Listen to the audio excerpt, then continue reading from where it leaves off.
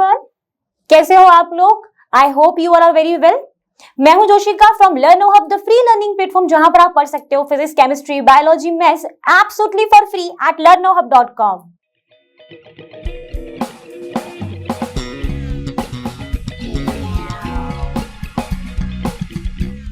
तो आज हम डिस्कस करने वाले हैं अपना एक न्यू ईयर का एक न्यू सेट हम डिस्कस करते हैं। जो ईयर है जो डिस्कस करने वाले हैं that is 2020 CBSE physics board paper. और जैसा कि आप जानते हो कि जो सीरीज है वो हमारी क्या है, previous year question paper solution series है।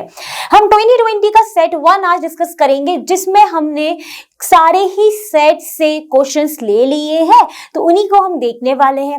अब यहाँ पर होने क्या वाला है कि जो सेट 1 हम डिस्कस करेंगे वो तो हमारा पूरा सॉल्व होगा, लेकिन सेट 2 सेट 3 जितने भी सेट थे यहाँ पर 3 सेट्स में से बाकी रिमेनिंग 2 सेट्स में हम वो क्वेश्चन सॉल्व करेंगे जो सेट 1 से थोड़े डिफरेंट थे।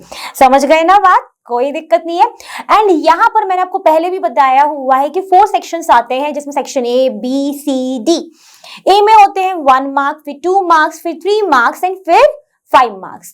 तो इस तरीके से आपका बोर्ड पेपर डिजाइन होता है और ऐसे ही आपको अपने दिमाग में सेट कर लेना है कि हाँ भाई सेक्शन ए में तो 1 मार्क्स के क्वेश्चन है, तो मैं इसमें तो अच्छे ले ही आऊंगा। और जहां पर लॉन्ग आंसर टाइप है दैट इज 5 क्वेश्चंस, उसमें भी ना कुछ चैप्टर से ना क्वेश्चंस वो आते ही हैं। अगर कोई चैप्टर में से कोई भी एक लॉन्ग आंसर आया है तो ये आप प्रीवियस ईयर करते करते आपको इतना आइडिया बिल्कुल होने वाला है। तो जल्दी से रेडी हो जाइए।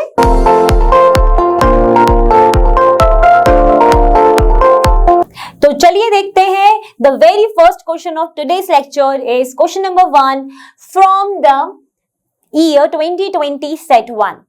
इस क्वेश्चन में बोला गया है कि if the net electric flux through a closed surface is 0 then we can infer. फिर आपको ऑप्शंस दिए गए हैं, मतलब एमसीक्यू है ये। ए पोर्शन में बोला गया है कि no net charge is enclosed by the surface. B में बोला गया है कि uniform electric field exist within the surface. And C में बोला गया है कि electric potential varies from point to point inside the surface. And D में बोला गया है charge is present inside the surface. Okay, and this question carries 1 marks, that means it covers under a section ए। मतलब यहीं से आपका section A शुरू हो चुका है। तो चलिए इस क्वेश्चन को पूरा अच्छे से देख लेते हैं, जिसमें बोला गया है कि आपका जो इलेक्ट्रिक फ्लक्स है, इसको इसी से करते हैं ना फ्लक्स को। ओके, और ये किसके लिए? किसी एक क्लोज्ड सरफेस के लिए क्या है? 0 है। अगर ये 0 है तो ये क्या कंक्लूड करेगा? तो इन ऑप्शन को अगर हम ध्यान से देखें ना तो हमको यहां से दिख रहा है कि ए में बोला है no net charge is enclosed by the surface. तो ये कहीं ना कहीं हो सकता है।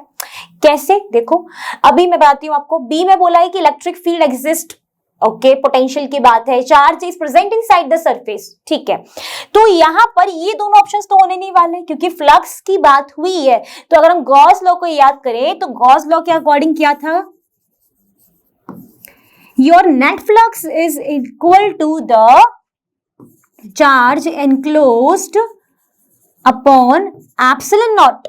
याद आ गया गॉस लॉ?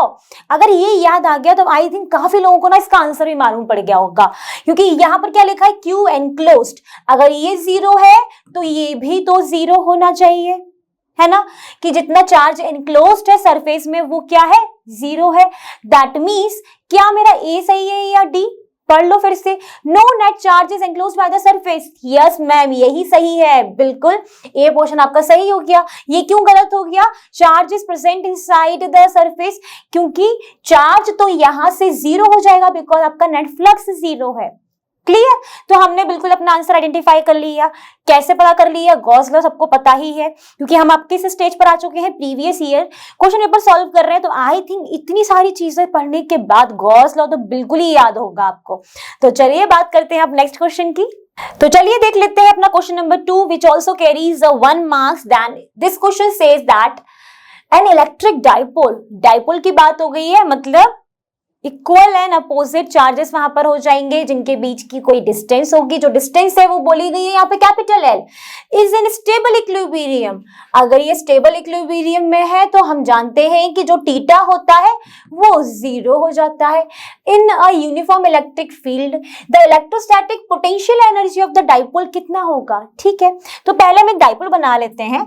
तो ये रहा हमारा डाइपोल, -q + q बीच की डिस्टेंस इसमें दी गई है L, और वैसे हमने क्या देखी हुई है 2a होता है।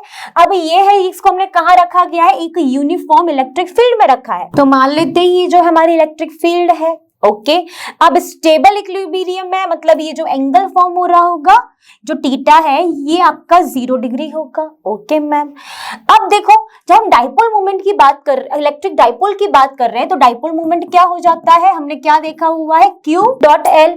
कैसे मुझे पता, हमने नॉर्मली देखा है कि डाइपोल होता है -Q प्लस Q और इनके बीच की डिस्टेंस होती है जब 2a, तो P होता है हमारा Q डॉट 2a। बट यहाँ पर ये जो 2 है वो L है, तो हमने Q डॉट L लिख दिया। ओके, अब बात की गई है यहाँ पर पोटेंशियल एनर्जी की, तो पोटेंशियल एनर्जी का फॉर्मूला क्या होता है, यही होता है ना इस केस में, याद आ गया, -Pe cos theta, where P is the dipole moment, E is the electric field. अब यहाँ पर इलेक्ट्रिक फील्ड है तो हमने ये theta is the angle between the dipole moment and the तो डाइपोल मोमेंट का आपको ऐसे से लगता है, तो इनके बीच का ये जो एंगल है ये 0 होता है, मतलब इसकी तो बात नहीं हो रही थी। ओके, तो थीटा यहाँ पर 0 है, तो यहाँ पर अगर मैं इसको 0 रखती हूँ तो ये -Pe हो जाएगा, और P की भी वैल्यू रख देती हूँ तो ये -QLE हो जाएगा। तो इसमें से कौन सा ऑप्शन सही है, क्या ये सही है, QLE? अगर जल्दबाजी में रहे ना हम लोग, तो हम लोग QLE ही लगा देंगे, बट यहाँ पर sign also plays a very important role, तो यहाँ पर साइन वाला भी ऑप्शन है, तो सी ऑप्शन हमारा सही हो जाएगा। ठीक है, where theta is the angle between the P and E, ये आप ध्यान रखना, स्टेबल इक्विलिब्रियम है, इसीलिए ये थीटा 0 हो जाएगा, मतलब angle between the dipole moment and the electric field is 0। गलतियां हो जाती हैं, इस पर ध्यान देना अच्छे से। ओके, चलो अब अगर यहीं पर क्वेश्चन में ट्विस्ट कर देते, अगर बोल देते अनस्टेबल इक्विलिब्रियम, तो ये थीटा जो है वो 180 डिग्री हो जाता। ठीक है, तो चलो देख लेते हैं अगला क्वेश्चन, जिसका नंबर होने वाला है क्वेश्चन नंबर 3। तो क्वेश्चन नंबर 3 में आपको पूछा गया है कि potentiometer can measure EMF of a cell because options दिए हैं, ए में बोला है the sensitivity of potentiometer is large, B में बोला है no current is drawn from the cell at balance, C में बोला है no current flows in the wire of potentiometer at balance, and D में बोला है internal resistance of cell is neglected। तो क्या ऑप्शन होना चाहिए, अब देखो यहां से ना ईएमएफ की बात हो रही है, तो हम जानते हैं कि जो पोटेंशियोमीटर है उसमें हम ईएमएफ इसीलिए कैलकुलेट कर पाते हैं क्योंकि वहां पर बैलेंस कंडीशन पर कोई भी करंट फ्लो नहीं होता है पोटेंशियोमीटर के वायर में। अब यहां पर ये ऑप्शन तो ऑब्वियसली नहीं है, ये भी नहीं है, कंफ्यूजन क्रिएट होगा बी एंड सी में। तो मैंने क्या बोली, कौन सी लाइन बोली कि बैलेंस कंडीशन पर कोई भी करंट फ्लो नहीं होता है वायर में, पोटेंशियोमीटर के वायर में। तो यहां पर बी में क्या बोला है, no current is drawn from the cell at balance, cell से बात हुई है, हम वायर की बात कर रहे हैं, इसका मतलब option C is the correct answer. Answer भी मिल गया। चलो देख लेते हैं अगला क्वेश्चन। तो चलिए बात करते हैं क्वेश्चन नंबर 4 की। क्वेश्चन नंबर 4 में बोला गया है two resistors R1 and R2 of 4 ohm and 6 ohm are connected in parallel across a battery. Okay, तो दो रेजिस्टर्स है हमारे पास जो कि पैरेलल में कनेक्टेड है, मैंने कर दिया, ये रही मेरी R1, ये रही मेरी R2, और इनको कनेक्ट कर देना है एक बैटरी से, तो बैटरी भी लगा दी। R1 की वैल्यू है 4 ohm एंड R2 की वैल्यू है मेरी 6 ohm। ओके, हमें कैलकुलेट क्या करना है, पावर डिसिपेशन कैलकुलेट करना है। तो हम मान लेते हैं कि जो R1 के कारण पावर डिसिपेशन होगा दैट इज P1, R2 के कारण मेरा होगा P2। अब क्योंकि ये पैरेलल में कनेक्टेड है तो पोटेंशियल अक्रॉस द वायर और across the circuit is remain same. अगर यहाँ का V है तो ये भी V, ये भी V, ये भी V, सारे पोटेंशियल सेम हो जाएंगे। ठीक है, हमने पढ़ा हुआ है। तो अगर power dissipation through the resistor 1, तो अगर फॉर्मूला लगाएंगे तो that will become V square upon R1 because the potential is same, and P2 हो जाएगा V square upon R2। Okay, P1 क्या हो जाएगा मेरा V square upon 4 and P2 हो जाएगा मेरा V square upon 6। Then P1 is to P2 will become क्या हो जाएगा V square upon 4 ratio V square upon 6, और इसको भी आप सॉल्व कर लोगे तो ये तो देखो दिख ही रहा है, कैंसिल आउट हो गया, ये आपका हो गया 2 and 3, then the ratio will become 3:2। तो यहाँ पर पावर डिसिपेशन में कोई ऐसा ऑप्शन है जहां पर आपका 3:2 आ रहा हो? तो बिल्कुल है, that is your option B. So hence the B is the right answer. तो यहीं पर आप टिक लगाओगे, आंसर लिखोगे और कितने मार्क्स मिलेंगे? 1 मार्क मिल जाएंगे। चलिए देख लेते हैं 5th क्वेश्चन। तो चलिए बात करते हैं क्वेश्चन नंबर 5 की। तो क्वेश्चन नंबर 5 में बोला गया है the magnetic dipole movement of a current carrying coil does not depend upon, A option है number of turns of the coil, B option है cross sectional area of the coil, C option है current flowing in the coil and D option है materials of the turns of the coil. Okay, तो यहां पर किसके बारे में बोला है? मैग्नेटिक डाइपोल मूवमेंट, जिसको हम डिनोट करते हैं स्मॉल एम, और कई जगहों पर हम कैपिटल एम से भी आपने देखा होगा। ठीक है, किसी से भी करते हैं। फॉर्मूला इसका होता है NIA या फिर NIA, where both these N, कुछ लोग स्मॉल एन कर देते हैं, कुछ लोग कैपिटल एन कर देते हैं। तो यहाँ पर ये जो एन होता है that is your number of turns, this is your current, that is your area. अब किस पे डिपेंड नहीं करता है? नंबर ऑफ टर्न्स पे तो करता है भाई, मैंने अभी बताया। क्रॉस सेक्शनल एरिया पे भी करता है, करंट पे भी करता है, लेकिन डी ऑप्शन में जो है materials of the turn off the coil, इस पर नहीं करता है। कंफ्यूजन कहाँ क्रिएट होता है एग्जाम में? जब बहुत सारा प्रेशर रहता है ना, हम ये ए और डी में कंफ्यूज हो जाते हैं, क्योंकि ए में number of turns of the coil बोला है, डी में बोला है materials of turns of the coil.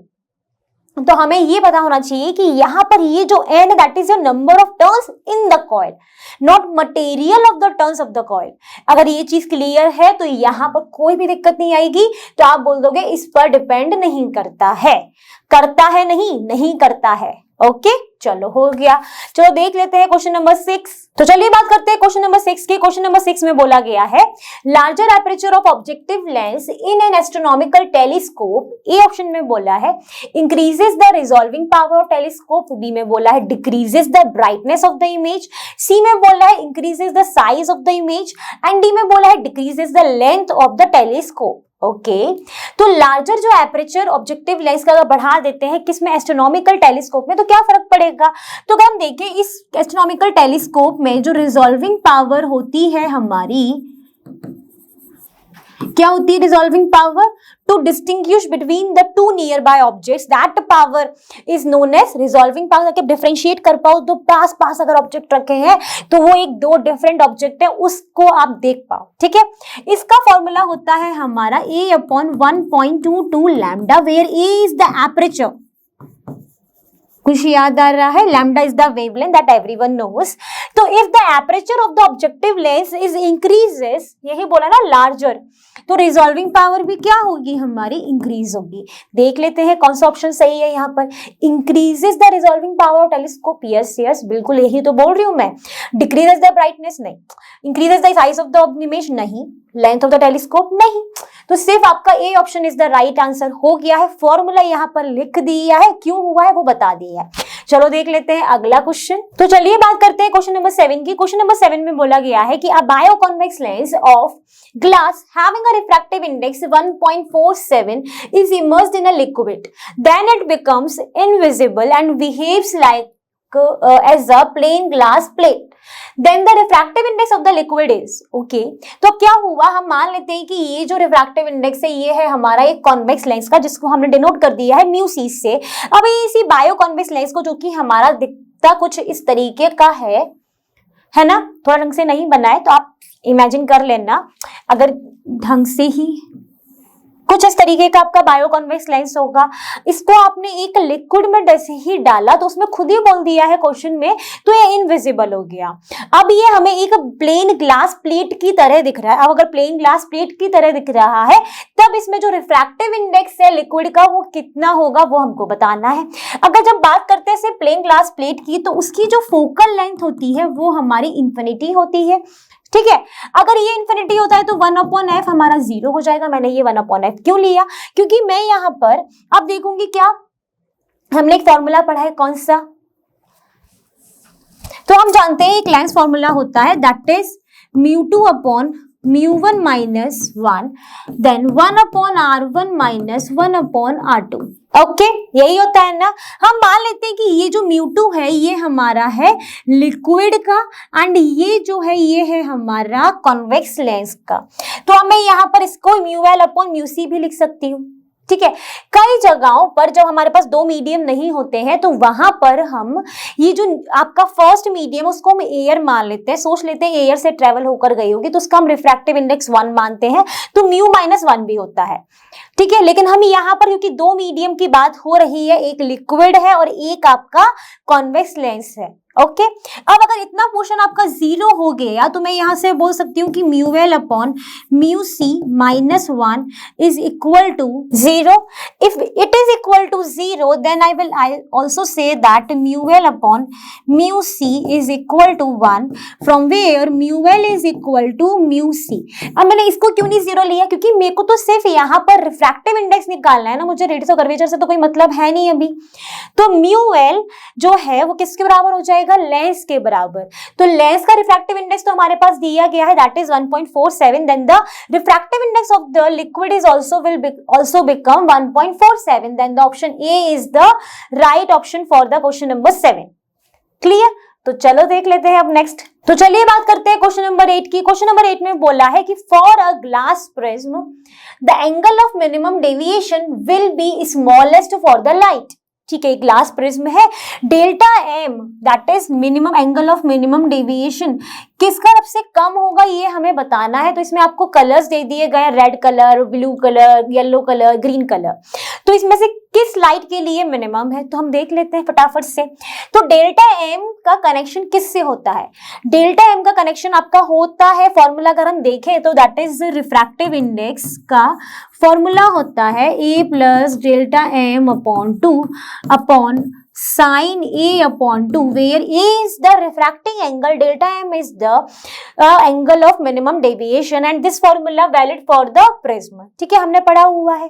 तो मतलब अगर रिफ्रैक्टिव इंडेक्स बढ़ेगा या घटेगा डायरेक्ट किस में फर्क पड़ेगा, डेल्टा एम पर। तो डेल्टा एम में यहाँ पर हमें क्या चाहिए, स्मॉलेस्ट चाहिए, मतलब रिफ्रैक्टिव इंडेक्स सबसे कम किसका होगा। अब रिफ्रैक्टिव इंडेक्स का हमने एक फॉर्मूला और पढ़ा है that is C upon lambda. तो यहाँ पर म्यू जो है that is inversely proportional to the lambda, that means lambda अगर रेड लाइट का ज्यादा ही होता है ना, लॉन्गेस्ट वेवलेंथ किसकी होती है, रेड कलर की, है ना, बाकी अदर लाइट से लॉन्गेस्ट है। That means refractive index of red is less than refractive index of other lights, obviously inversely proportional है। If the refractive index of the red colour is less than the other color, that means delta m is also for delta m for the red color is also smallest because mu is directly proportional to the delta m। Okay, तो हमने answer भी निकाल लिया, red colour मैंने answer लगा दिया, मैंने बाकी सारे ऑप्शन देखने की जरूरत ही नहीं पड़ी, सिर्फ मेरा यहाँ पर ये और ये कंसेप्ट पता है तो आई थिंक आप कर लोगे। ठीक है, चलो अब देख लेते हैं अगला क्वेश्चन। तो चलिए बात करते हैं क्वेश्चन नंबर 9 की। क्वेश्चन नंबर 9 में बोला गया है कि which of the following statements is not correct according to the Rutherford model. Okay, तो ए में बोला गया है कि most of the space inside an atom is empty. तो हमने रदरफोर्ड मॉडल में ये वाला कंक्लूजन तो किया था, क्योंकि मोस्ट ऑफ द जो भी आप रेज डाल रहे थे वो तो अनडिफ्लेक्टेड डाल रही थी, मतलब वहां पर कुछ नहीं है, तो मतलब ये तो सही है हमारा। फिर बोला है कि electrons revolve around the nucleus under the influence of coulomb force acting on them, बिल्कुल ये भी सही है। फिर बोला गया है कि most part of the mass of the atom and is positive charge are concentrated centre, बिल्कुल बोला गया था ना न्यूक्लियस के अंदर पॉजिटिव चार्ज है, तो ये भी सही है। अब यहां से हमें समझ में आ गया कि 3 सही है तो ऑब्वियसली यार डी ही गलत होना है, इतना तो हम पता ही कर ही लेंगे, लेकिन फिर भी इसको अगर पढ़ें तो इसमें बोला गया है कि the stability of item was established by the model। नहीं, स्टेबिलिटी तो नहीं कर पाया था क्योंकि इलेक्ट्रॉन जो था वो एक सर्कुलर पाथ में मूव कर रहा है। अगर वो सर्कुलर पाथ में जब मूव कर रहा था तो वहां पर जो इलेक्ट्रॉन की energy that was continuously decreasing या फिर वो लूज कर रहा है अपनी एनर्जी, तभी तो वो एक स्पाइरल शेप ले रहा था। दैट मीन्स स्टेबिलिटी तो नहीं भाई डिफाइन कर पाया था रदरफोर्ड मॉडल।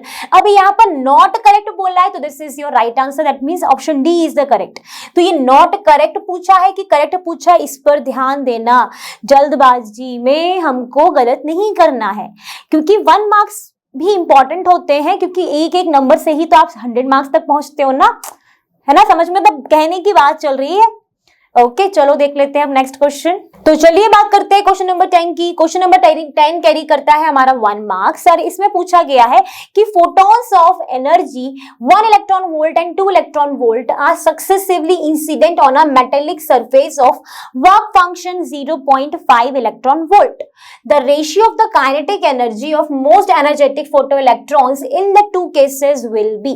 ओके तो यहाँ पर हुआ क्या रहा है कि अगर भैया ये मेटल प्लेट है हमारी, तो यहाँ पर जो इंसिडेंट लाइट आ रही है उसका हमें फोटोन एनर्जी दी गई है, मतलब मान लेते हैं एनर्जी ऑफ फोटोन को ईपी, तो हमारे पास ईपी की वैल्यूज दी गई है कि 1 इलेक्ट्रॉन वोल्ट आया है, 2 इलेक्ट्रॉन वोल्ट आया, एंड यहाँ से जो work function that is your minimum energy required to escape the electron from the metal surface that is known as work function, that work function is given to you that is 0.5 electron volt. Then you have to mention the ratio of the kinetic energy, मतलब kinetic energy 1 is to kinetic energy 2 आपको बताना है, ठीक है।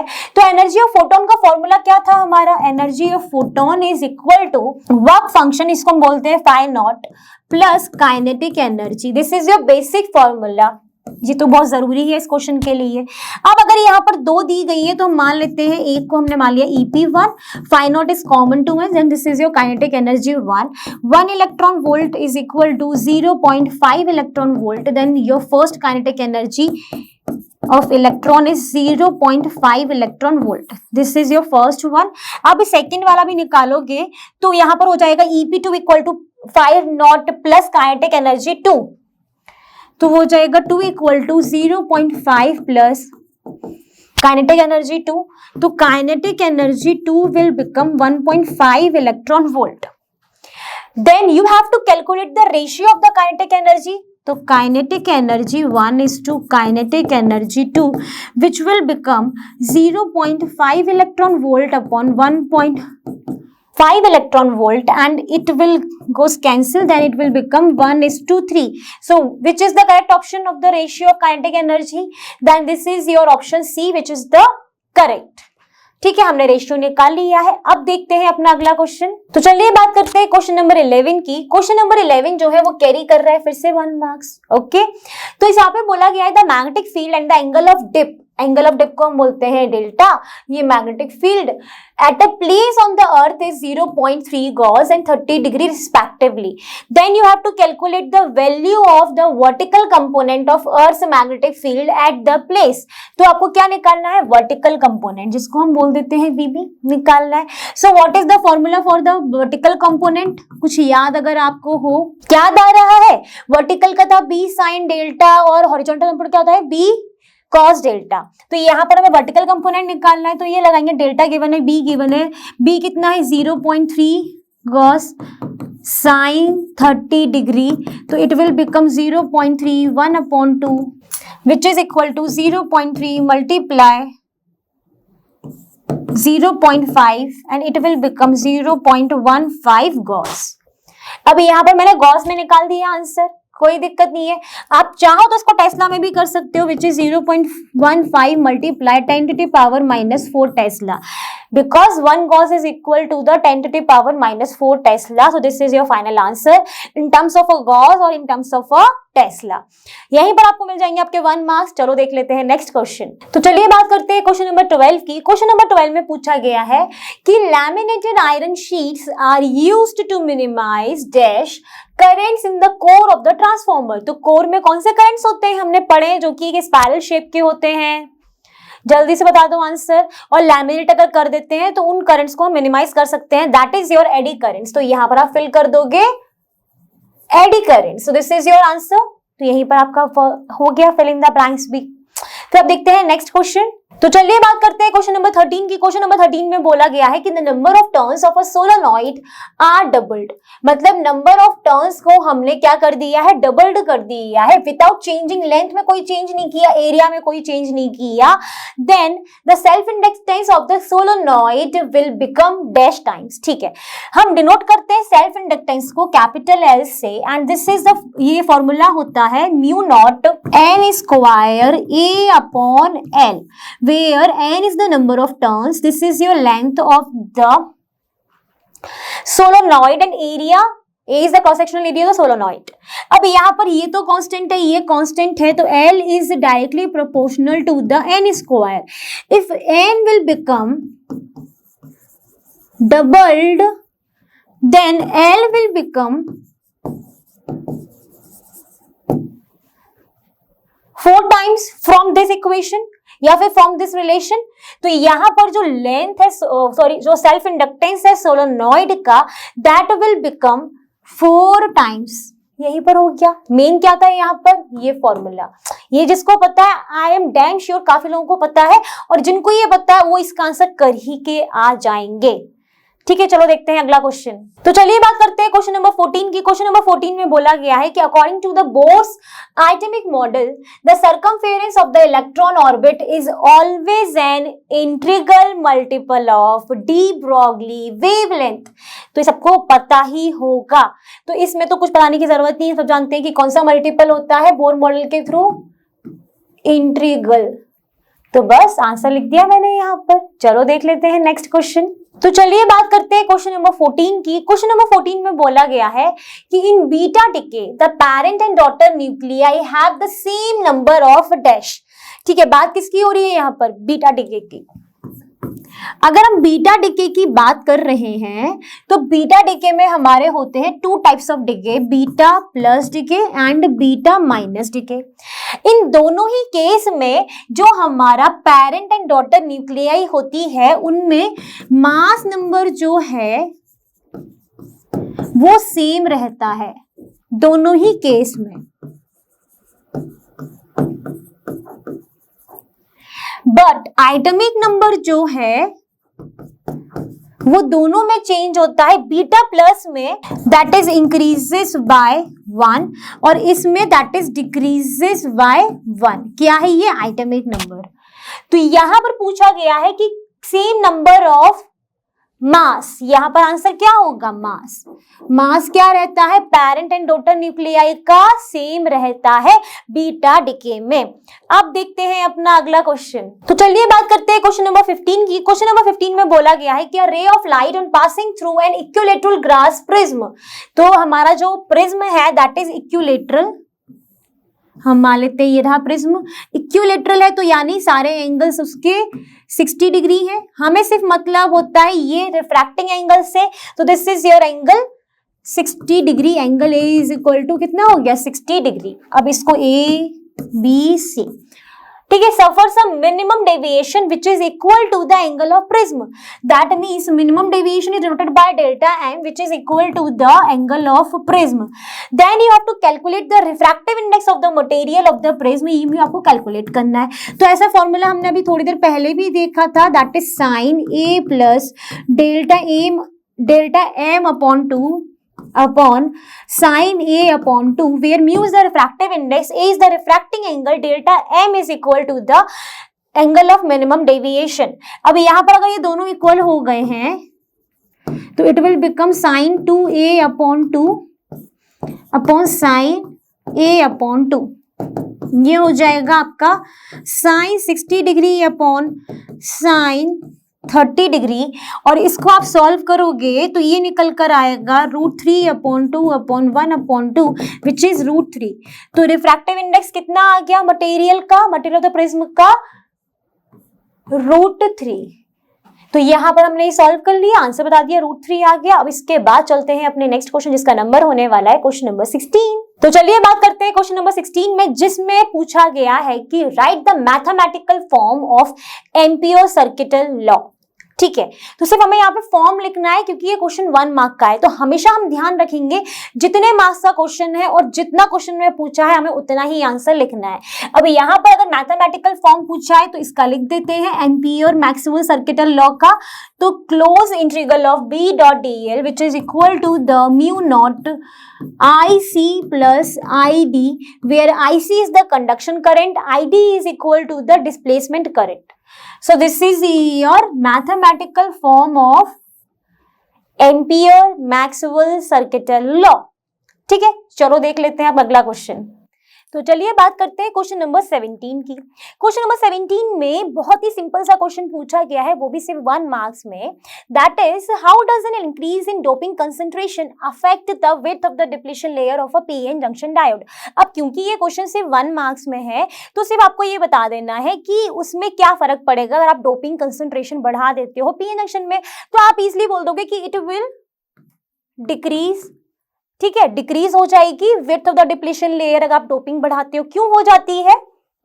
अब देखो ये हमारा पीएन जंक्शन डायोड है और ये जो है हमारी क्या है, डिप्लीशन लेयर है, जिसमें हमारे क्या होते हैं, इमोबाइल्स आयंस होते हैं, ठीक है। अब अगर आपने यहाँ पर पी एन दोनों में डोपिंग कंसंट्रेशन बढ़ाया तो यहाँ पर जो मेजॉरिटी कैरियर्स हैं वो आपके क्या होते हैं, इलेक्ट्रॉन्स, जो कि एक नेगेटिवली चार्ज होते हैं, और यहाँ पर जो मेजॉरिटी कैरियर्स होते हैं वो आपके होते हैं होल्स, जो कि एक पॉजिटिवली चार्ज होते हैं, है ना। यही पढ़ा है हमने अभी तक।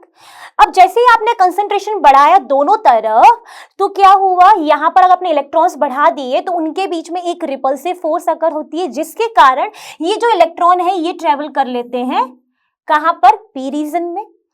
एंड यहाँ पर ये जो पॉजिटिव आयंस होते हैं इनको वो न्यूट्रलाइज करते हैं, और यहाँ पर इसकी जो विड्थ होती है वो अब अगर मान लो यहाँ तक थे, अब वो यहाँ पर आ जाएंगे, ठीक है। उसी तरीके से जब आपने यहाँ पर बढ़ाए हुए हैं तो यहाँ पर जो होल्स हैं पॉजिटिवली चार्ज, उनमें एक रिपल्सिव फोर्स होगा जिसके कारण वो ट्रेवल कर देंगे यहाँ पर एन रीजन की तरफ, और यहाँ पर जो नेगेटिव आयंस हैं उनको भी वो न्यूट्रलाइज करेंगे। अब डिप्लीशन लेयर की जो विड्थ यहाँ से यहाँ शिफ्ट हो गई, यहाँ से मतलब अब ये क्या हो गई, रिड्यूस्ड हो गई। इसलिए हम बोलते हैं कि जैसे ही हम डोपिंग कंसंट्रेशन बढ़ाते हैं पीएन जंक्शन डायोड में, हमारा डिप्लीशन लेयर की जो विड्थ है वो रिड्यूस हो जाती है। बस हमने ये समझ लिया। लिखना क्या है कि सिर्फ ये भाई डिक्रीज हो रहा है, क्योंकि ये क्वेश्चन जो है सिर्फ 1 मार्क्स में पूछा गया है। That's it. Now move to the next question. अब बात करते हैं अपने 18th क्वेश्चन की, जिसमें बोला गया है the nuclear radius of 2713 aluminium is 3.6 Fermi and find the nuclear radius of 6429 copper। ठीक है, तो हम ये बताओ न्यूक्लियर रेडियस का फॉर्मूला क्या होता है, R is equal to R naught A की power 1/3 where A is the mass number। okay, so this is the formula that you have to use here। okay, अगर यहां से बात करें तो radius of copper upon nuclear radius of aluminium is equal to the mass number of copper 1/3 mass number of aluminium 1/3 हो जाएगा, है ना। चलो ठीक है, अगर ये यहां से इतना समझ में आ गया तो ये बताओ कि what is the mass number of copper. तो this is your mass number, इस तरीके से ही होता है ना, where A is the mass number। तो मास नंबर कितना है यहाँ पर कॉपर का, 64 की power 1/3। What is the mass number of the aluminium, that will it will 27 1/3। क्या हो जाएगा ये 4/3। ये क्या है RCU/RAN।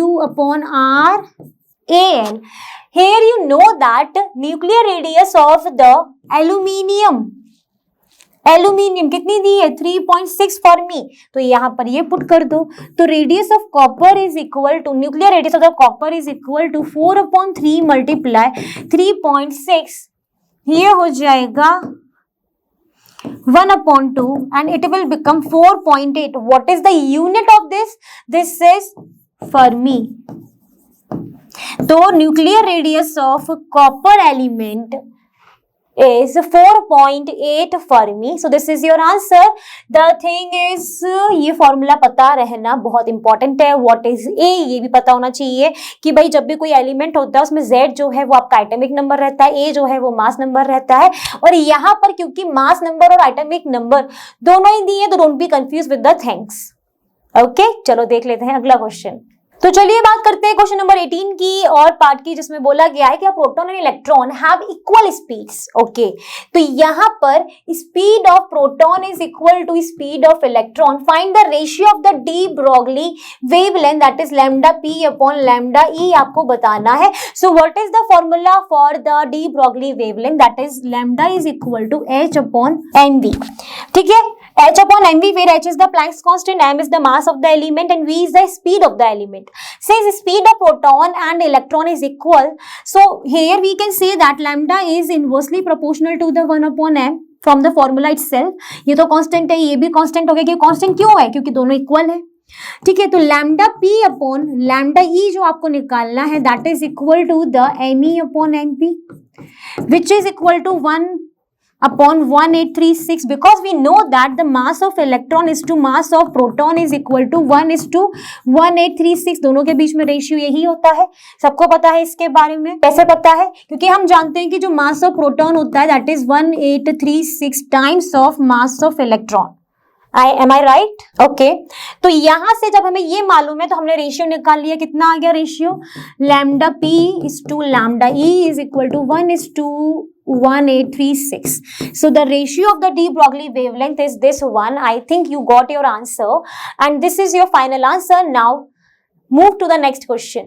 तो चलिए बात करते हैं क्वेश्चन नंबर 19 की. क्वेश्चन नंबर 19 में बोला गया है the variation of the stopping potential V naught with the frequency mu of the light is incident on the two different photosensitive surfaces that is M1 and M2 is shown in the figure. Identify the surface which has greater value of the work function. ठीक है, तो हमारे पास ये रहा graph. ठीक है, M1 M2 क्या है? हमारे दो मेटल सरफेसेस हैं. आप कह सकते हो फोटो सेंसिटिव सरफेसेस हैं. ये हमारा स्टॉपिंग पोटेंशियल, ये है हमारी फ्रीक्वेंसी. ओके, अब हम जानते हैं कि जो हमारा वर्क फंक्शन फाई नॉट होता है that is equal to H mu naught. Okay, where H is the Planck's constant, mu is the frequency. Okay, अब यहाँ पर कहीं पर भी कोई रोल नहीं है स्टॉपिंग पोटेंशियल का for in the case of the work function. तो अगर if we talk about the frequency then we can see that easily from the graph that the frequency for the M2 surface is greater than the frequency of the M1 surface. That means mu naught 2 is greater than mu naught 1. Therefore, we can conclude that the phi naught for M2 is greater value than the M1. तो किसकी हो गई? M2 की हो गई. हमने conclude कर दिया. अब क्योंकि ये क्वेश्चन ना सिर्फ 1 मार्क का है तो इतना ही बताना ही सफिशिएंट है. सिर्फ एक लाइन में भी आंसर लिख दोगे ना कि M2 has a greater value of the work function from the M1 because work function is directly proportional to the frequency. If the frequency of the M2 is greater than the M1, then obviously work function for the second photosensitive surface is greater than the M1. ठीक है, चलो बात करते हैं अगले question की. तो चलिए बात करते हैं हमारे 20th क्वेश्चन की जो कि कैरी करता है 1 मार्क्स और इसमें बोला गया है why can not we use silicon and germanium in fabrication of LEDs, visible LEDs. Okay, किसका है? नाम पे ध्यान देना भाई, विजिबल एलईडीज. तो हमेशा विजिबल एलईडी के लिए जो एनर्जी गैप है वो हमारा होना चाहिए greater than 1.8 electron volt. But in the case of the silicon and the germanium which is your semiconductor, their band gap, energy band gap is less than 1.8 electron volt. That's why we are not using silicon and germanium in fabrication of visible LEDs. Now your question, I'm asking a question from you that what is the actual band gap of silicon and germanium? तो किसी को answer आया? नहीं आया. और जिनको आ गया well done, और जिनको नहीं आया बता देती हूँ कि the energy band gap for the silicon is equal to the 1.1 electron volt and energy band gap for the germanium is equal to the 0.7 electron volt. तो यहाँ पे हमने देख लिया, हमने ये भी देख लिया कि हाँ मैं सही कह रही थी. इनका जो एनर्जी बैंड गैप है that is less than the 1 electron volt and we want 1.8 electron volt से थोड़ा ज्यादा बिकॉज हमें विजिबल एलईडी चाहिए. ठीक है, तो इसलिए हम इसको यूज नहीं करते. आपको आंसर मिल गया, वैल्यूज भी मिल गई, तब तो सारा कंफ्यूजन भी दूर हो गया. Now move to the next question.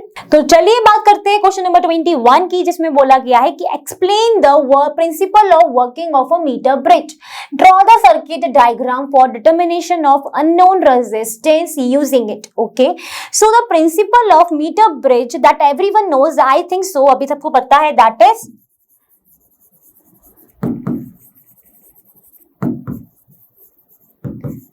Wheat stone bridge. So this is your principle, और वो भी बैलेंस्ड व्हीट स्टोन ब्रिज, जिसके लिए हमारा फॉर्मूला रहता था R1/R2 is equal to R3/R4। इसी प्रिंसिपल पर हमारा कौन वर्क करता है, मीटर ब्रिज वर्क करता है। इसका सर्किट डायग्राम की बात करें अगर, अब इसको ना पूरा एक सेंटेंस में जब लिखोगे ना कि the principle of working of a meter bridge is based on the balanced Wheatstone bridge, इतना लिखने का सर्किट डायग्राम बनाना है। तो उसके लिए क्या करना है कि हम क्या करते हैं, हमने एक ना स्केल ले ली है 1 मीटर की, दैट मीन्स 100 सेंटीमीटर की, जो मैंने यहाँ पर लिख दी है। तो कुछ इस तरीके की आपकी स्केल रहेगी, बिल्कुल अब मैं बिल्कुल एक्सैक्ट तो ऐसे करके कुछ स्केल रहेगी जो कि आप वहां पर बनाओगे। फिर यहाँ पर हमने जो रॉड्स ली है उसमें हमने कनेक्ट कर दिया एक जगह पर रेजिस्टेंस बॉक्स जिसका रजिस्टर है R, एंड यहाँ पर रेजिस्टेंस कनेक्ट करी है, that is your unknown resistance. यही आपको फिगर बनाना है जिसमें आपको बताना है कि किस तरीके से, ठीक है। फिर आपने यहाँ पर एक जॉकी लिया है, जो कि जॉकी है उसमें आपने गैल्वेनोमीटर लगाया है, जो कि इस तरीके से आप मूव करोगे तो जहां पर आपका नल पॉइंट आएगा वहां पर आपकी एक बैलेंस लेंथ आएगी, मान लेते हैं वो L1। तो इतना पोर्शन हो जाएगा आपका 100 minus L1.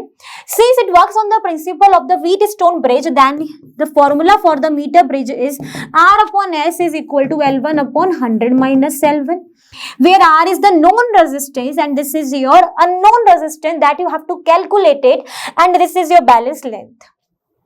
ठीक है, तो बस ये आपका फिगर हो गया, सब कुछ हो गया, 2 मार्क्स का सब पूरा क्वेश्चन सॉल्व हो जाएगा। चलो देख लेते हैं अब अगला क्वेश्चन। तो चलिए बात करते हैं क्वेश्चन नंबर 22 की, जो कि कैरी करता है आपका 2 मार्क्स। देखो 21 क्वेश्चन से ना पर सेक्शन बी चालू हो गया है, क्योंकि वहां से आपके क्वेश्चन आने लगे हैं 2 मार्क्स के। अब इस क्वेश्चन में बोला गया है, देखने से ना पहले ही लोग ना इसको स्किप मार देते हैं, क्योंकि इतना बड़ा होता है, फिगर्स दिखते हैं जो कि हमने नहीं देख, इसको देख के तो फिर भी थोड़ा कॉन्फिडेंस फील होता है, इसको देख के अरे ये K1 K2 क्या है, मतलब मुझसे तो नहीं होगा, पहले ही हार मान लेते हैं। तो हमें ऐसे नहीं करना है, हमें अच्छे से क्वेश्चन को रीड करना है फिर सॉल्व करना है। तो इसको रीड करते हैं। The space between the plates of a parallel plate capacitor is completely filled in 2 ways. In the first case it is filled with a slab of dielectric constant K. In the second case it is filled with the 2 slabs of equal thickness, मतलब thickness क्या है, T1 equal to T2 है यहाँ पर, and dielectric constant K1 and K2. The capacitance of the capacitor is same in the 2 cases, मतलब capacitance same है. Obtain the relationship between the K1 K2. ठीक है, अगर हम इस फर्स्ट केस को ही देखें तो यहाँ पर तो ये एक नॉर्मल ये उनका पैरेलल प्लेट कैपेसिटर है जिसमें डाइलेक्ट्रिक फील्ड है, तो उसके लिए फॉर्मूला होता है कि epsilon not A upon D. Am I right? Where K is the dielectric constant and epsilon naught A upon D आपका हो गया, A is the area of the cross section, D is the distance between the 2 parallel plate capacitors. Okay, epsilon naught is the permittivity of the free space that everyone knows, I think so. अब बात करें यहाँ पर, तो यहाँ पर अगर आप देखोगे ना, तो जब भी हमारे पास पैरेलल प्लेट कैपेसिटर में इस तरीके से 2 स्लैब्स लिए जाते हैं तो उनको हम अज्यूम करते हैं सीरीज कॉम्बिनेशन में। यहीं पर अगर ये इस तरीके से दिया होता,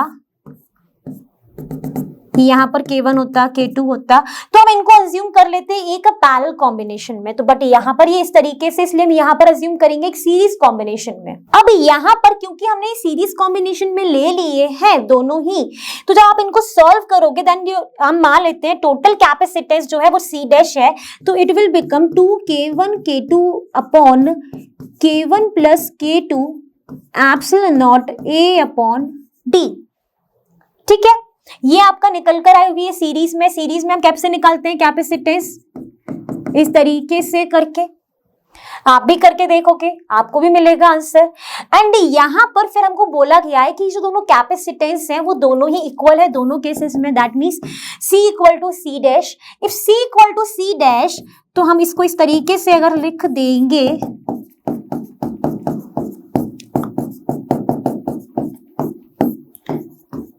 तो यहां से देखने से हमको दिख रहा है कि ये तो हो गई कैंसिल। अब K की वैल्यू कितनी आ गई, 2K1 K2 upon K1 plus K2। So here you find the relation between the K1 and K2। तो तो मैं उस रिलेशन को फिर से लिख देती हूँ. So here is your answer of this question. तो देखने डरना नहीं है, सिर्फ इतना समझ में आ जाना चाहिए कि इस तरीके से अगर रखा है तो वो सीरीज कॉम्बिनेशन है. सीरीज कॉम्बिनेशन में parallel plate capacitor 1/C1 + 1/C2 + 1/C3 and so on. तो यहाँ पर दो है तो दोनों को आप जब ऐड करोगे तो आपको अपना आंसर मिल जाएगा. Now move to the next question. तो चलिए बात करते हैं क्वेश्चन नंबर 23 की, जो भी कैरी करता है हमारा 2 मार्क्स. इस क्वेश्चन में बोला गया है कि define the term half life of a radioactive substance. Two different radioactive substances have half-lives T1 and T2 and number of undecayed items and at an instant N1 and N2 respectively. Find the ratio of their activities at that instant. Okay, ratio निकालना है. तो पहले तो हम define कर लेते हैं half life. तो हाफ लाइफ मतलब नाम से ही क्या समझ में आ रहा है, लाइफ जो थी वो अब आपकी हाफ हो गई है. मतलब जितना पहले इनिशियल अमाउंट अगर था एन नॉट, तो वो एक पर्टिकुलर टाइम पीरियड में वो हाफ हो गया है.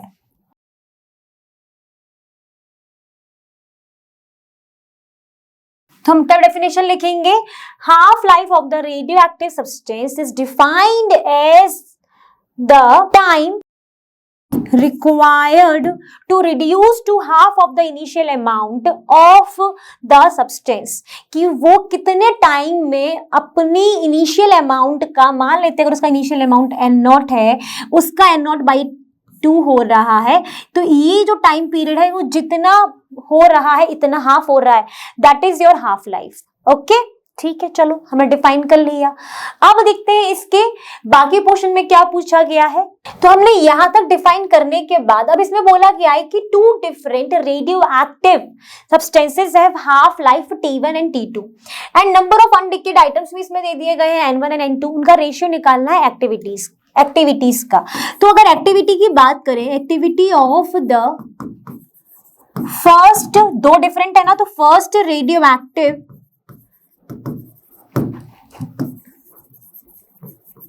सब्सटेंस मान लेते हैं dN/dt1 which is equal to λ1 N1, where λ1 which is the decay constant which is equal to the 0.693/T1, where T1 is the half life of first radioactive substance जो कि आपको गिवन है. सिमिलरली अगर second की बात करें तो वो हो जाएगा dN/dt activity of the second radioactive substance which is equal to the λ2 N2, where λ2 is equal to 0.693/T2. Now you have to calculate the ratio. तो रेशियो अगर करते हैं dN/dt, first is ratio dN/dt second which is equal to the λ1 N1/λ2 N2, जिसको आप और भी कर सकते हो, that is 0.693 T1 N1 0.693 T2 N2. इसको आप अगर और करोगे तो ये तो कैंसिल हो गया, it will become T2 N1 T1 N2. So this is your final ratio of the two different radioactive substances at that instant, that is T2 N1 T1 N2. So this is your value. अब यहाँ पर किसी की हमें value तो दी नहीं गई है तो हम वैल्यू पुट नहीं कर सकते, हमने यहीं पर अपना आंसर छोड़ देंगे और रेशियो बता देंगे. ठीक है, आप आखिरी में कंक्लूड कर दोगे. Hence the ratio of their activities at that instant is T2 N1 ratio T1 N2. Okay, clear. Now move to the next question. तो चलिए बात करते हैं क्वेश्चन नंबर 24 की. क्वेश्चन नंबर 24 जो है वो कैरी करता है 2 मार्क्स. तो आपको उसके अकॉर्डिंग अपना क्वेश्चन, अपना आंसर देना है. इस क्वेश्चन में बोला गया है कि define wave front of the travelling wave, then using Huygens principle obtain the law of refraction at a plane interface when light passes from a denser to rarer medium. If we are going to define a wave front, I think ये question ना बहुत ही favourite है board का. मैंने देखा है कि बहुत बार पूछा गया है, हर साल काफी बार रिपीट हो रहा है, ये हर सेट में आपको मिल जाता है. तो वेव फ्रंट एक्चुअली में होता क्या है ये मैंने पहले भी बताया है. तो जिन लोगों ने आई थिंक 2017-18 का अगर अभी तक नहीं देखा है तो उनके लिए तो मैं दोबारा बता देती हूँ, लेकिन जिन्होंने देखा है तो आई थिंक वो उसका आंसर अभी तक कर लिए होंगे, लिख लिए होंगे. ठीक है, तो अगर वेव फ्रंट की बात करें तो एग्जांपल लेते हैं. अगर हमारे घर में जो बकेट है उसमें हमारा स्टोन डाला तो वहां पर ना कुछ स्पाइरल तरीके से, इस तरीके से फॉर्म्स होती है wave, that waves is known as wave front. So what is the actual definition in terms of a physics? The definition of the wave front of a travelling wave is it is the continuous locus of all the particles vibrating in the same phase at any instant is known as wavefront. ठीक है, क्या है भैया? एक locus है particles का जो कि वाइब्रेट कर रहे हैं एक सेम फेस में किसी भी इंस्टेंट पर, उसको हम डिफाइन कर देते हैं भाई, बोल देते हैं वेव फ्रंट. ठीक है, अब बात करें अगर हाइगस प्रिंसिपल की, तो हाइगस प्रिंसिपल में अगर हमें लॉ ऑफ रिफ्रैक्शन को प्रूव करना है एक प्लेट इंटरफेस के लिए, तो उसके लिए आपका फिगर कुछ इस तरीके का होता है. क्या मान लेते हैं कि ये आपका कोई प्लेन है जहां पर रेज आ रही है, तो यहां से जब रे आई तो वो इस तरीके से बैंड कर जाती है और एक रे आके वो यहां से रिफ्लेक्ट हो गई, तो जिस पॉइंट पे मिली वो हमने बी ले लिया. फिर हमने एक अपने कंपास में एक तरीके सेट करेंगे, एक अपना कंपास में सेट करेंगे जिसको हमने बोल दिया आई थिंक सी बोल देंगे, और इस पॉइंट पे रखकर यहाँ पर कहीं क्रॉस करेंगे, फिर वहां पर जाके इसको एक्सटेंड करेंगे एंड इसको यहाँ कट करेंगे, और फिर कट करने के बाद हम बोल देंगे ये आपका V2 टाउ हो जाएगा, और ये that is V1 tau. Tau is a relaxation time here. This is your angle of incident. तो ये आर है, तो ये आर हो गया. इस तरीके से फिगर ड्रॉ करोगे आप. फिर यहाँ पर आपको दो ट्राइंगल दिखेंगे, नेम्ड इट एज डी.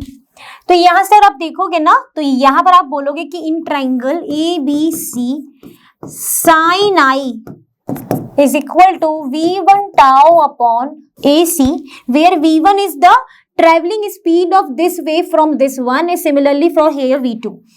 ठीक है, अब यहाँ पर ट्राइंगल ADC में अगर देखोगे तो sine R is equal to V2 tau upon AC, perpendicular upon hypotenuse, perpendicular upon hypotenuse. ठीक है, फिर डिवाइड करोगे तो sine I upon sine R is equal to V1 tau upon V2 tau. AC से AC कैंसिल हो जाएगा and यहां से टाउ टाउ कैंसिल हो गया.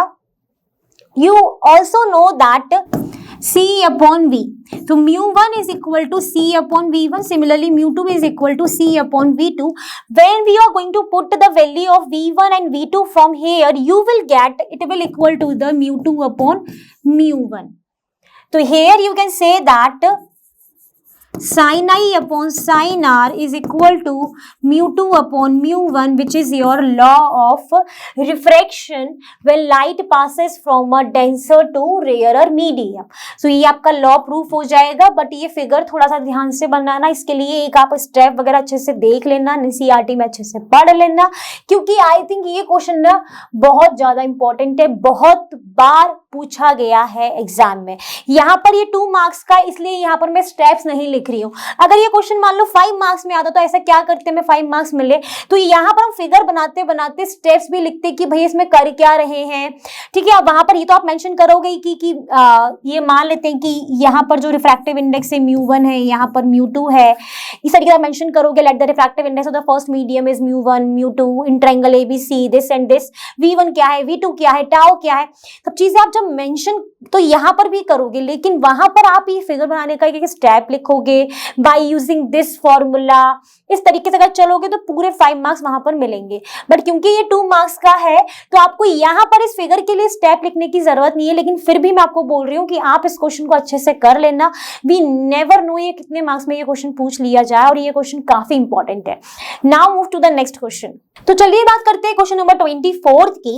इस क्वेश्चन नंबर 24 में पूछा गया है कि using lens makers formula derive the thin lens formula that is 1 upon f is equal to 1 upon v minus 1 upon u for biconvex lens. Okay, so basically what is biconvex lens, जो मैंने थोड़ी देर पहले भी बनाया था. It is like this.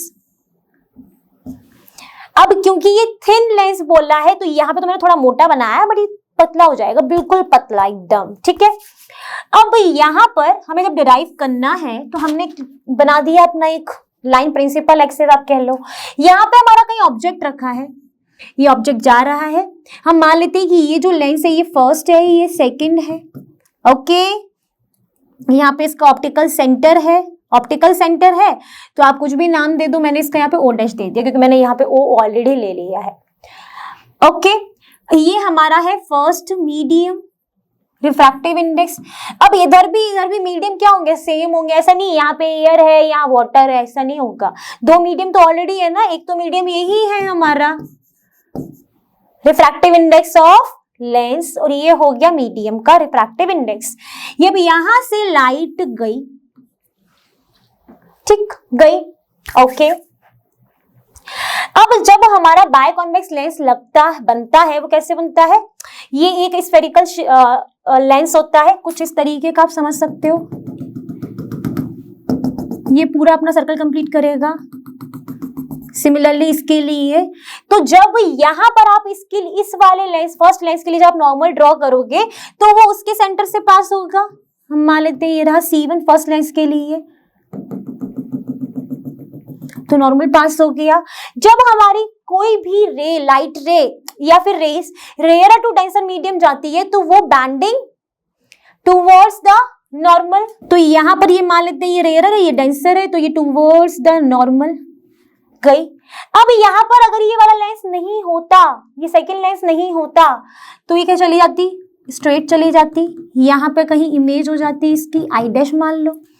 But क्योंकि यहां पर एक लेंस ऑलरेडी है, तो ये इसके सेंटर ऑफ कर्वेचर के क्या बनेगी, अवे बनेगी। इसका सेंटर ऑफ कर्वेचर यहां होगा, तो ये जो रे है ये इधर जाकर बैंड हो गई। अब यहां पर इसकी इमेज एक्चुअली में क्रिएट हुई, क्योंकि यहां पर दो कॉन्वेक्स लेंस थे, उन दोनों को मिलाया तो बायकॉन्वेक्स लेंस बन गए, ठीक है। तो ये यहां पर क्रिएट हो गई। यहां से मैं इजीली क्लियर है कि जो हमारी ऑब्जेक्ट की डिस्टेंस है वो आपकी u है। इमेज की जो डिस्टेंस है वो यहां फॉर्म्ड हुई है, तो ये रही v, और ये जो एक और इमेज है जिसको हम मान लेते हैं वर्चुअल इमेज कह लो या v डैश, ठीक है। अब ये जो इमेज फॉर्म्ड हुई थी वो इस सेकंड लेंस के लिए ऑब्जेक्ट की तरह काम करी, तभी तो यहां पर आई फॉर्म हुआ है ना, ठीक है। इतनी बात भी हो गई। अगर एक नॉर्मली फॉर्मूला देख ले, लेंस मेकर फॉर्मूला, तो यहां पर होगा 1/f is equal to μ2 upon μ1, that is μl upon μm minus 1 upon r1 minus 1 upon r2, ठीक है। ये तो एक नॉर्मल लेंस मेकर फॉर्मूला हो गया, ओके। अब बात करते हैं सिर्फ फर्स्ट लेंस की, जिसको मैंने फर्स्ट नाम दिया है।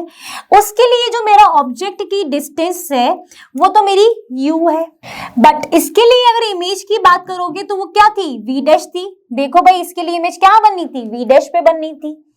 अब यहाँ पर एक और फॉर्मूला यूज होगा, कौन सा था वो फॉर्मूला लेंस का, that is μ2 upon v minus μ1 upon u is equal to μ2 minus μ1 upon r। ये फॉर्मूला याद आ रहा है, आ जाना चाहिए अभी तक तो। अब इसको जब आप इसमें ये सारी वैल्यूज रखोगे, μ2 क्या है हमारा, μ2 क्या है हमारा μl अपॉन v क्या है v dash minus μm upon u is equal to μl minus μm upon r। This is your equation first. अब यही अगर बात करें सेकंड लेंस की, तो सेकंड लेंस के लिए जो ऑब्जेक्ट है वो क्या बन गया है, क्या बन गया है, ऑब्जेक्ट क्या बन जाएगा, ये v डैश। इमेज कहाँ फॉर्म हो गई, v पर, ठीक है। क्या मैंने बोला कि now the image of the first lens will behave as a object for the second lens, तो ये रहा ये। अब इसमें अगर इस वाले फॉर्मूले को यूज करोगे तो ये हो जाएगा μ2 क्या हो गया, अब देखो अब वो यहाँ लेंस से इधर जा रही है, तो मतलब अब μ2 आपका क्या हो जाएगा μm अपॉन v है ना, तो v आपका है v minus μl upon u होता है तो v dash which is μm minus μl upon r। This is your equation 2, ठीक। तो अभी आपको दिमाग में एक बात आनी चाहिए कि मैम दोनों की रेडियस ऑफ कर्वेचर तो डिफरेंट होगी, बिल्कुल होगी। तो यहाँ पर इसको हम मान लेते हैं r1, यहाँ पर मान लेते हैं r2, मतलब इस फर्स्ट लेंस के लिए r1, इसके लिए r2 हो गई। अब दोनों ही इक्वेशन को हम ऐड कर देते हैं। अगर हम ऐड करेंगे तो हम देखेंगे कि ये जो पोर्शन है ये तो हमारा कैंसिल हो गया, बचेगा क्या हमारे पास μm upon v minus μm upon u equal to the mu L minus mu M upon R1 plus mu M minus mu L upon R2। ये बचा by adding these two equation. यहां से तुम्हें दिख रहा है साफ साफ कि म्यू एम कॉमन आ गया, ये हो गया 1 upon V minus 1 upon U. यहां से भी आप देख लोगे तो अगर हमने mu L minus mu M अपन ने कॉमन ले लिया है तो ये हो जाएगा 1 upon R1 minus 1 upon R2। ठीक है, देन यहां तक। अब अगर मैं यहां पर 1 upon V minus 1 upon U और इस यू एम को इधर ले जाऊं तो ये हो जाएगा mu L upon mu M minus 1 upon R1 minus 1 upon R2। अब मान लेते हैं कि यहाँ पर जो हमने ऑब्जेक्ट है इसके लिए अभी हमने मान लिया यहाँ पर है, लेकिन अगर नॉर्मल बाय कॉन्वेक्स लेंस होता तो उसके लिए जो ऑब्जेक्ट है वो हमारा कैसा होता। देखो ये रहा तो यहां से आता, ठीक है, और ये बैंड होके इधर कहीं मिल जाता। तो मतलब यहाँ पर जो ऑब्जेक्ट की डिस्टेंस रहती वो इंफिनिटी रहती, वी जो है हमारा फोकल लेंथ पर मिलता होता ना। तो अब यही कंडीशन हम यहाँ पर यूज कर लेते हैं। तो यहाँ पे मान लेते हैं कि अब जो रेज है वो हमारी इंफिनिटी से आई हैं, तो यहाँ पर आपका हो जाएगा 1 upon F minus 1 upon infinity, हमने यू की जगह रखा है इंफिनिटी, वी की जगह रखा है mu L upon mu M minus 1 upon R1 minus 1 upon R2। ये आपका क्या हो गया 0। Then 1 upon F is equal to mu L upon mu M minus 1 upon R1 minus 1 upon R2। थोड़ी देर पहले ही तो मैंने ये फॉर्मूला लिखा था स्टार्टिंग में, तो ये आपका बेसिक लेंस फॉर्मूला आ गया, बेसिक। अब यहाँ पर क्योंकि मेंशन है कि जो लेंस है वो थिन लेंस है, बहुत ही पतला लेंस है। अब अगर ये बहुत पतला लेंस है तो हम यहाँ पर हमने इक्वेशन 3 इसको मान लिया, इक्वेशन 4 इसको मान लिया, तो यहाँ से अगर हम कंपेयर करें तो थिन लेंस के लिए जो हमारा फॉर्मूला बनेगा, देखो ये दोनों पार्ट तो इक्वल है, कैंसिल हो जाएंगे। 1 upon F is equal to 1 upon V minus 1 upon U. Thin lens का फॉर्मूला आ गया। कैसे आया? From equation 3rd and 4th we conclude that 1 upon F is equal to 1 upon V minus 1 upon U. अगर basic lens formula derive करने को बोलते तो यहीं पर फिनिश हो जाता। थिन लेंस फॉर्मूला है तो हम दोनों कंपेयर करा दिए, हमारा ये आ गया जो हमें निकालना था। देख लो भैया मैचिंग कर रहा है ना। तो बस यहीं पर हमारा क्वेश्चन नंबर 24 हो जाएगा सॉल्व। अब देखते हैं नेक्स्ट क्वेश्चन।